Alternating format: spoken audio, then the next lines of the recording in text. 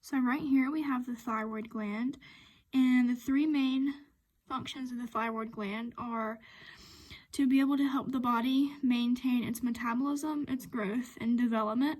And the thyroid gland sits just superficial of the trachea, and it is part of the endocrine system, which means that it secretes hormones, more specifically hormones T3 and T4.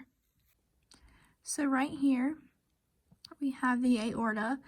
It has been dyed blue by the venous dye that they put in here, but the aorta connects to the heart, which is part of the circulatory system, and the aorta connects to the left ventricle from the aortic valve, and after the blood exits the left ventricle and enters the aorta, it is able to be sent through the ascending aorta and the descending aorta to all the muscles and the body parts, and so that they can receive oxygenated blood.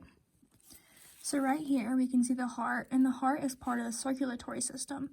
The heart contains 4 chambers which pump blood into specific vessels of the body, and so the body can have oxygenated blood going out throughout the muscles and the tissues. So right here we have part of the spleen, and the spleen is part of the lymphatic system. And 2 of the spleen's most major functions are to remove the abnormal or bad red blood cells from your blood and store them. And it also helps to filter out any microorganisms or anything from your blood. So now we're going to be looking at the larynx, which is this organ right here. And the larynx is also part of the respiratory system, and it contains the vocal cords, which vibrate, which then allows us to speak. It's also in proximity of the epiglottis, which keeps the food from going down your bronchioles, and it allows it to go into the esophagus. And also, the larynx is just above the trachea, which you see right here, which helps to get air into the lungs. So right here, we have the diaphragm, and the primary function of the diaphragm is to contract to draw air inside the lungs, which are right here. Now, the respiratory system, its function is to get oxygen into the blood so that it can circulate throughout the body. Well, for the lungs to work, the diaphragm has to be able to contract, which is its primary function. So right here we have the gallbladder, and the gallbladder is part of the digestive system, and it connects to the duodenum, which is the first part of the small intestine. And the gallbladder secretes bile and stores bile and helps give it to the liver, so your body is able to digest lipids or fats and or triglycerides as well.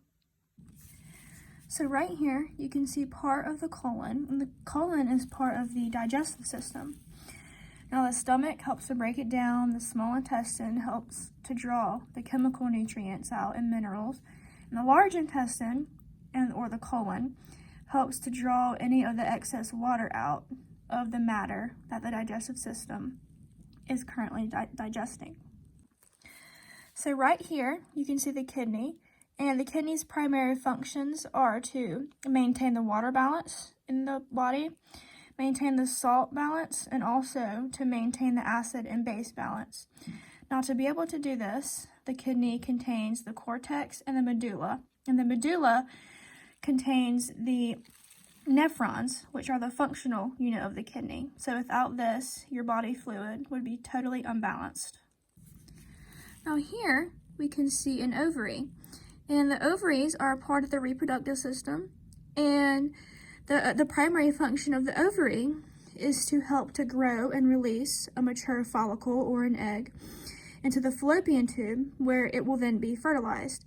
Another function of the ovary is to also release a hormone called estrogen, which helps with the ovarian and menstrual cycle.